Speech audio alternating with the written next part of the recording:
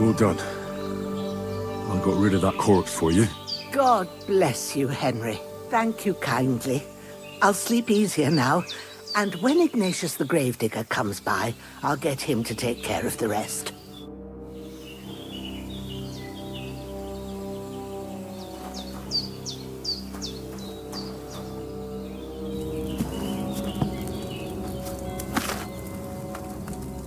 First, go to the recipe book. Now find the recipe for chamomile decoction, and remember what you have to do. Then get back to the bench and we'll start.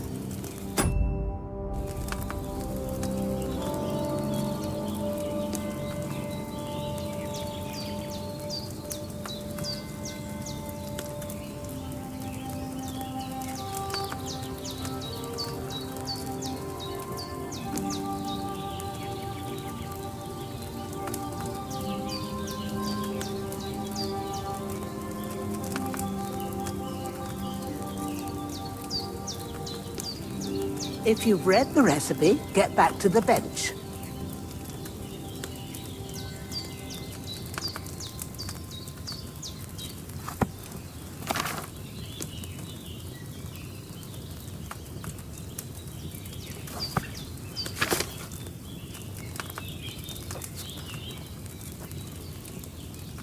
All right.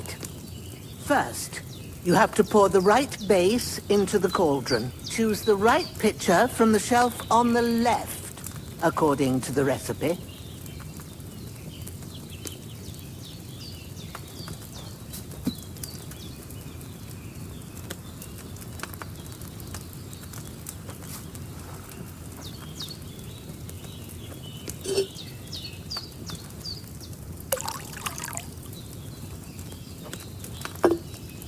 So, what did you pour in there?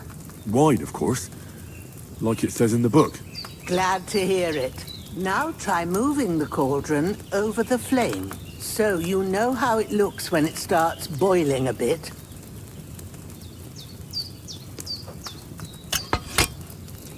Hear that bubbling? It's boiling. Remember that well. For most potions, you just have to simmer the herbs for a bit. But sometimes you need to get it good and hot. So you have to get the fire blazing under the cauldron using the bellows. Try fanning it with the bellows to get it boiling. It's boiling. To keep it going, you mustn't stop with the bellows. If you want to cool it down quick, take it off the flames. Try it. Move the cauldron up. Good. Now we'll start with the brewing. Get all the herbs that you need ready. The ones you picked. Put them there on the shelf, so you've got them at hand.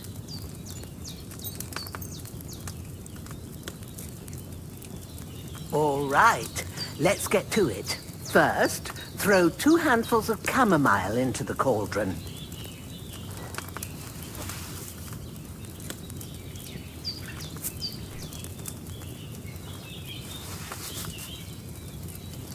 Before you put it on the flame, turn the sand glass so you know how long you're brewing it. It's got to be exact.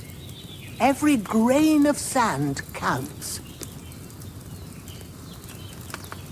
See? When the sand has flowed out, that's 1 turn. That's how long you have to boil the chamomile. Move the cauldron to the fire and wait until it starts bubbling. Then turn the sand glass. As soon as the sand runs out, take the cauldron off the fire again. Ain't that enough? Take the cauldron off the flames. All right. Now, take 1 handful of sage, grind it with a mortar and pestle, and drop it in the cauldron.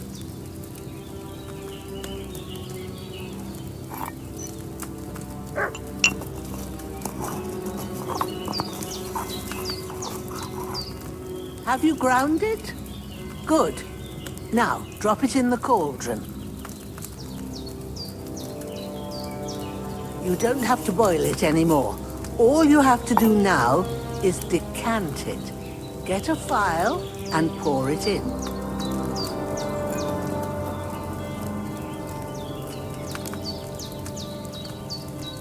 Done. Now, let's see what you've brewed.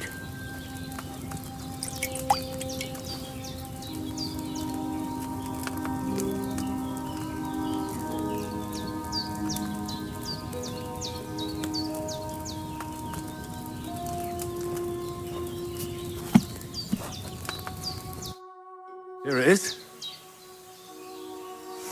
Ooh, by the smell of it, it's a chamomile decoction the way it should be.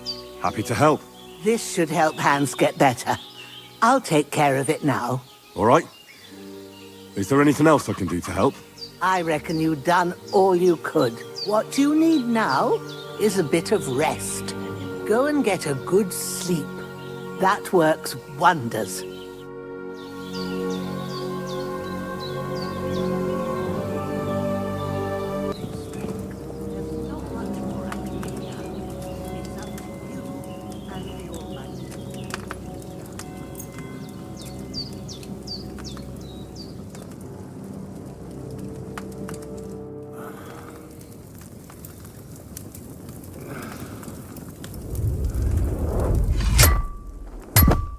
A sword such as this will bring honor to its bearer. True, Sir Radzik. If I'd have had its like back in Nicopolis, things would have worked out differently.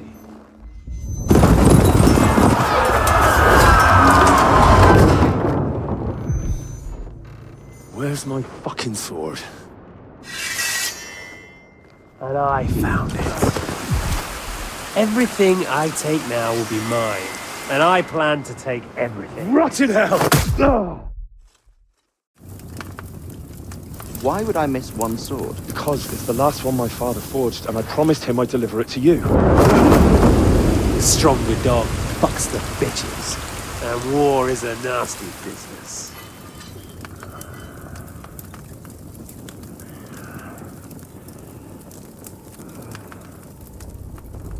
Where's my fucking sword? You know what? I think I'll keep it. As a memento. This isn't over. I'll find you! Yeah! Don't disappoint me. Wake up, Henry. It's past sunrise.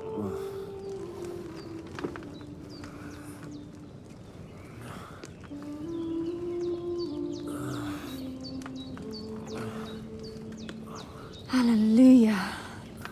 I thought you'd never wake. Were you having a nightmare?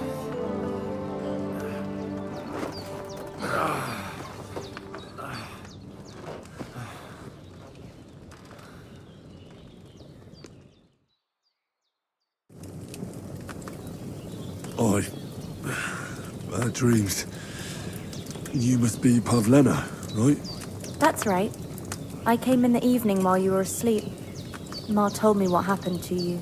Then I helped Ma take care of your friend that night? Hans? He's alive. How is he? Have no fear. He's alive, all right. Maybe too alive. Ma knows what she's doing, and that's the truth. I reckon she could bring the dead back to life. She said she dosed you with the strongest remedies she knows, and it looks like they did the trick. On that other fella for sure. Since he came to this morning, he hasn't stopped talking. Yeah, that sounds like him, all right. And what about you?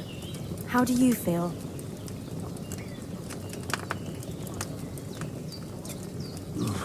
Definitely better than yesterday. Thanks. That's good. Ma will be glad, but I heard you yelling in your sleep and went to check on you. Bad dreams? I dreamt of Istvan Toth, a villainous, murderous whoreson who stole my sword. The last memento I had of my father, and I swore to get that sword back and avenge my parents.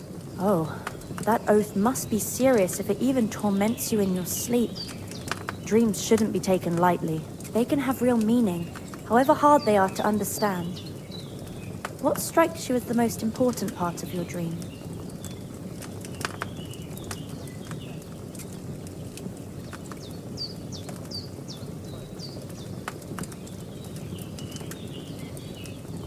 Pa, without a doubt. I hope his soul and Ma's find peace. Dreaming of a dead parent is confusing. It could mean you cling too much to the past, and you ought to find a new path. But I think it's a good thing he's more important to you than that murderer.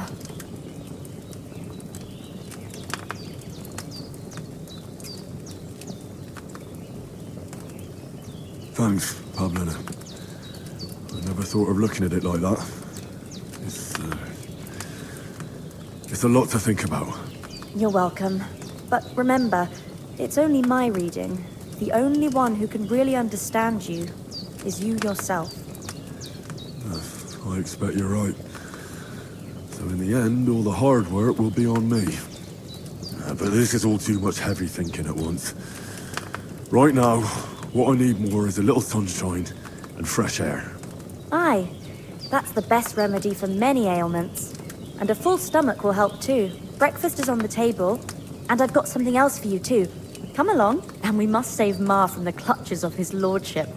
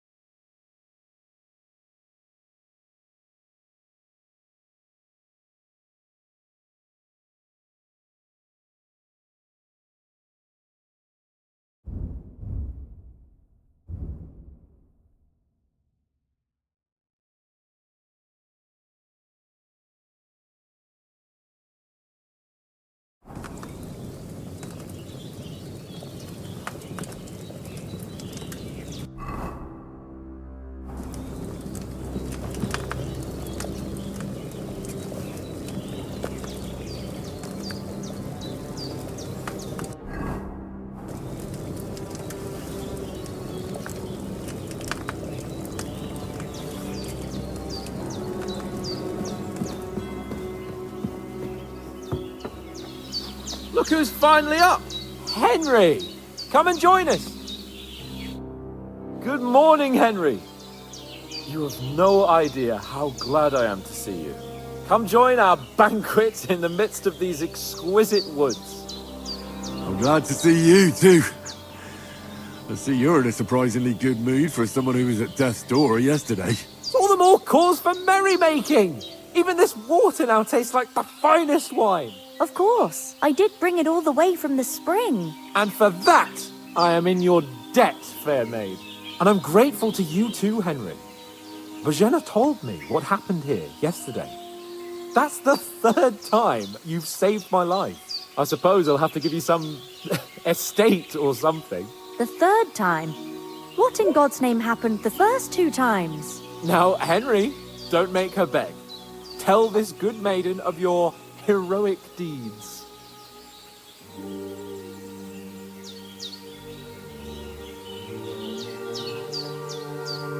Well, there was this time when me and Hans had some fisticuffs in the tavern, and for punishment, I had to accompany him on the hunt. And I shot a bull. And made it mad. And when Hans chased after the wounded animal, he got caught by a Cuman patrol. Humans? You haven't come across them? They're savages from the Hungarian lands. The core of Sigismund's army. Who knows what heathen gods they pray to?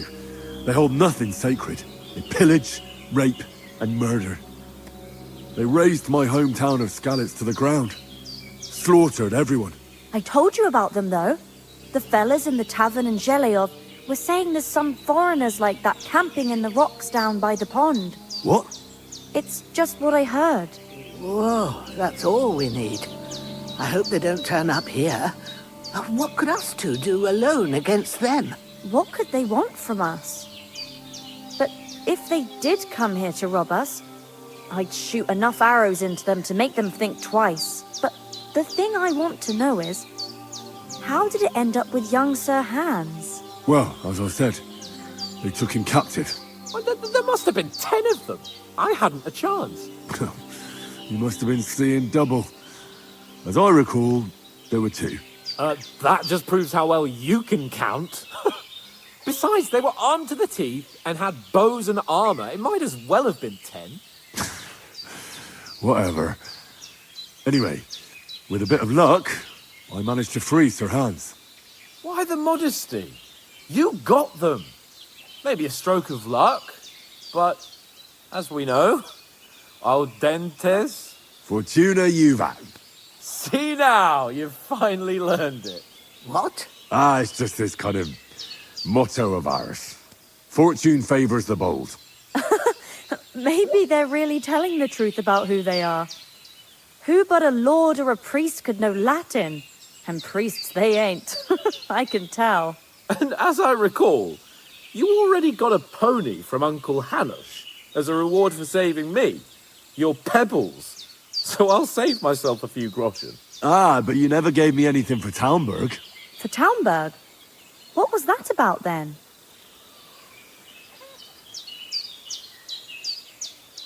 The foe took the castle by subterfuge, and we planned a counterattack. Under the cloak of darkness, we scaled the mighty walls of Talmberg Castle to get inside and open the portcullis to our brothers in arms who were poised and ready to attack. And we almost succeeded. Only, along the way, Sir Hans here took an arrow to his noble seat. Seat? He got shot in the backside. My upper thigh, actually. Backside it was. But that's no joke either. It's not easy to run with an arrow stuck in your arse. If I hadn't carried him... I admit it, you saved my arse. Well, now, you two have been through a thing or two. As far as I can tell, it really was his backside and not his thigh.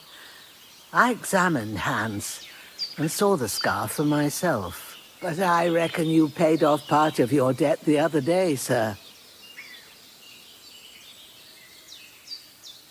True enough. Hey, how did you manage to get the best of that cutthroat the other night when you hauled me here?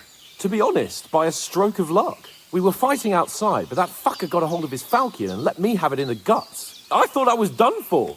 But I groped around and found a pail and whacked him with it with the last of my strength. And luckily I hit him a nice crack right on the noggin. Can't remember a thing after that. My word. Fortune really does favour you. You chose your motto well. Once we get back to Ratai, I'll have it inscribed on my shield. Do tell.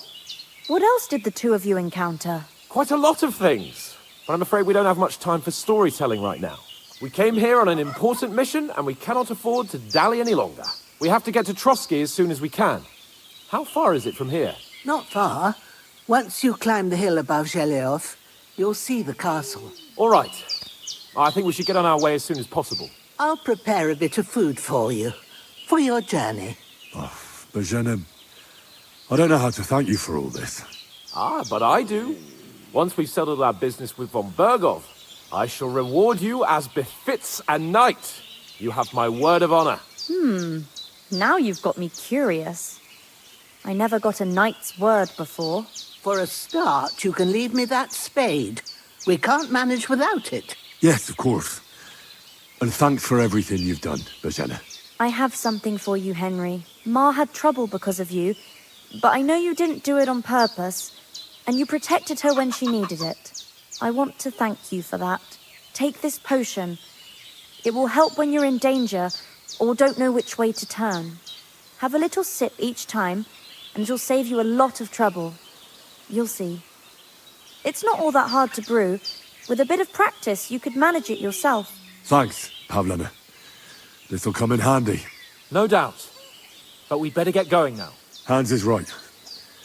We're very glad we met you. And we're obliged to you for your help and hospitality. God bless you. And you too, sirs. As Henry says, may God bless you for your generosity and your arts. And you have rightfully earned the gratitude of the House of Lipa for all time. If you should ever find yourself in need, the doors of Perkstein shall always be open to you. Thank you, sir. Though, I'm not sure I could find the way to Perkstein. Hopefully we'll never need to take up your offer. Sorry for coming late, Ma. We got held up in hospital. And it's not the first time.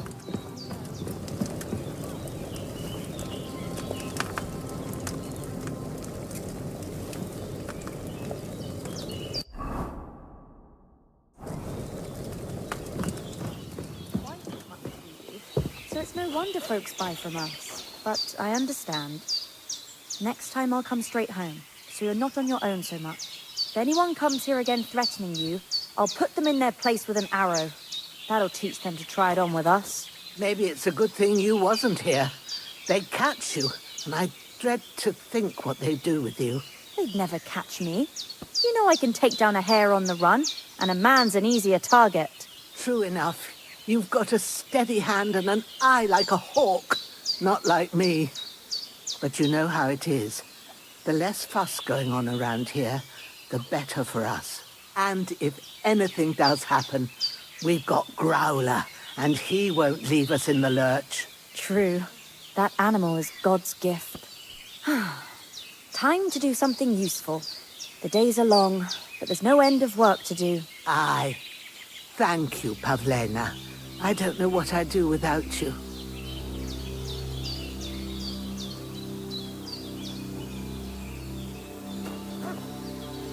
Good day.